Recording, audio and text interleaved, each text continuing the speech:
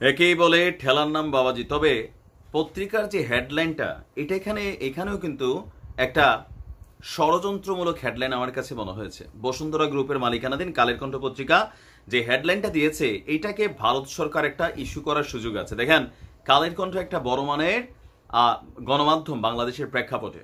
তো সেইখানে যে হেডলাইনটা দিয়েছে, নিরাপত্তা নিয়ে উদ্বিগ্ন ভারতীয় হাই কমিশনার, প্রধান উপদেষ্টার সঙ্গে সাক্ষাৎ। আপনারা সকলে জানেন, ভারতের যে হাই কমিশনার আছে তাকে গতকালকে আমাদের প্রধান উপদেষ্টা ডক্টর মোহাম্মদ ইউনূস তিনি তলব করেছিলেন। তলবের ইস্যু ছিল ভারত কেন উইদাউট এনি ইনফরমেশন ডম্বুর যেই ব্যারেজ আছে অথবা অন্যান্য জায়গাগুলা যেগুলো দিয়ে আমরা দেখছি পানি ঢুকছে বাংলাদেশে, কেন আসলে কোনো রকম বক্তব্য ছাড়াই পানি ছেড়ে দিল। তো ডক্টর ইউনূস সাহেব তিনি উনার আসলে অ্যাপ্রোচটা এখানে যেটা ছিল হাসি খুশি, একদম একটু আমার কাছে ভালো লাগে না সিরিয়াসলি, মানে অন্তত বন্যার পরে ইস্যুটাতে ভালো লাগে নাই। আমার মনে হয় একটু শক্ত দরকার ছিল। তো যাই হোক, আলোচনার ইস্যুটা ছিল এইটা। এর মাঝখানে ভারতীয় হাই কমিশন ঘেরাও করা হয়েছে। আপনারা জানেন যে প্রতিবাদী মানুষ, কারণ সারা বাংলাদেশে যা হচ্ছে এটা কোনোভাবে মেনে নেওয়ার মতন না। তো মানুষের আবেগ, এই মানে আবেগের জায়গাটা থেকে মানুষ ভারতীয় হাই কমিশনকে একটু ঘেরাও করার চেষ্টা করছে। যদিও আমাদের সেনাবাহিনী, পুলিশ, বিজিবি তারা পর্যাপ্ত নিরাপত্তা দিচ্ছে, কিন্তু আসছিল এক ইস্যুতে আইসা আমাদের বাংলাদেশের পত্রিকা যেটা দিছে এটা আমার কাছে গ্রহণযোগ্য হয় না। তবে ডরাইছে। এই প্রথমবার ভারতীয় হাই কমিশন ভয় পাচ্ছে, কারণ বদলে গেছে বাংলাদেশ, ভারতের তাবেদারি ছেড়ে দিয়েছে। বাংলাদেশে ভারতীয় স্থাপনাগুলোর নিরাপত্তা নিয়ে উদ্বেগ প্রকাশ করেছেন ঢাকায় নিযুক্ত ভারতীয় হাই কমিশনার প্রণয় ভার্মা। গতকালকে ঢাকায় রাষ্ট্রীয় অতিথি ভবন যমুনায় আমাদের ডক্টর মোহাম্মদ ইউনূসের সাথে সাক্ষাৎকালে এই উদ্বেগ প্রকাশ করেছে হাই কমিশনার। এই সময় তিনি কূটনৈতিক মিশনগুলোর নিরাপত্তার উপর গুরুত্ব আরোপ করেন। ভারতীয় হাই কমিশনার যখন অন্তর্বর্তী সরকার প্রধানের সাথে সৌজন্য সাক্ষাৎ করতে যান, তখন আমরা দেখছিলাম যে এই এম্বাসি ঘেরাওয়ের ইস্যুটা আসছিল।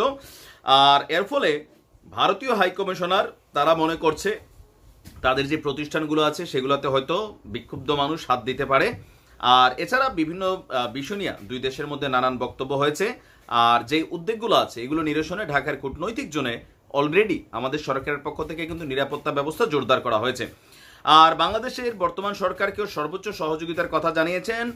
আর ত্রিপুরার বন্যা সম্পর্কে বলা হয়েছে স্বয়ংক্রিয় বাঁধ খুলে গেছে, আর ভারতের সঙ্গে ভালো সম্পর্ক আছে। আচ্ছা, এই বক্তব্য এখানে আসে। দেখেন, আমি আমার দেশের জনগণের উদ্দেশ্যে একটা কথা বলি, এটা কিন্তু খেয়াল রাখেন। মুখে মুখে আমরা যত কথাই বলি, ভারতের বিরুদ্ধে শক্তিশালী কোনো অবস্থান নেওয়া আমরা কিন্তু খুব বেশি দূর টিকতে পারবো না, উল্টা ঝামেলায় পড়তে হবে। তার মানে না যে আমরা ভয় পাচ্ছি, কিন্তু ভারতীয় কোনো স্থাপনা যেগুলো বাংলাদেশে আছে, আপনারা যদি এগুলোতে হাত দেন অথবা আমরা যদি হাত দেই, ভারত এটাকে ইস্যু করে একটা হুলস্থুল কাণ্ড মানে পাকাই ফেলবে। এটা কিন্তু হালকা নেওয়ার সুযোগ নেই। আমরা রাস্তায় প্রতিবাদ করব, মানববন্ধন করব, প্লে কার্ড দেখাবো, সোশ্যাল মিডিয়াতে অ্যাক্টিভিটিজ চালাবো, গণমাধ্যমগুলো আমাদের পক্ষে কথা বলবে, কূটনৈতিকভাবে আমরা মোকাবেলা করব। কিন্তু ভারতীয় সরকারের যে এম্বাসি আছে বা আরও যদি বিভিন্ন প্রতিষ্ঠান থাকে যেগুলো বাংলাদেশে কার্যক্রম চালাচ্ছে, সেগুলোতে কিন্তু টাচ করা যাবে না। আর আমাদের দেশের গণমাধ্যমদেরও দৃষ্টি আকর্ষণ করছি যে আপনারা এই ধরনের ইস্যু নিয়ে যদি এরকম হেডলাইন ক্রিয়েট করেন, তখন সেটা কিন্তু আমাদের দেশের ভাবমূর্তি নষ্ট হচ্ছে যে আমাদের দেশের বর্তমান সরকার তিনি ইমব্যালেন্স, তারা এই নিরাপত্তা দিতে পারতেছে না, যার কারণে ভারতীয় হাই কমিশনার আমাদের দৌড়ে গেছে। নো, ভারতীয় হাই কমিশনার গেছে বন্যা ইস্যুতে, তারা যে অন্যায় করছে সে অন্যায়টা নিয়ে তাদেরকে তলব করা হয়েছে, তারা তাদের বক্তব্য দিয়েছে। তবে আগের বাংলাদেশ আর নাই, বাংলাদেশ বদলে গেছে। কিন্তু আমরা কোনো রকম সহিংস ভূমিকায়, এটা কোনো দেশের কূটনৈতিক বা কোনো দেশের এম্বাসি তাদের উপরে এটার কিন্তু আবার সুযোগ নেই। রাষ্ট্র হিসাবে পরে বিশাল একটা ঝামেলা আমাদেরকে ফেস করতে হবে। ভালো থাকুন, আসসালামু আলাইকুম।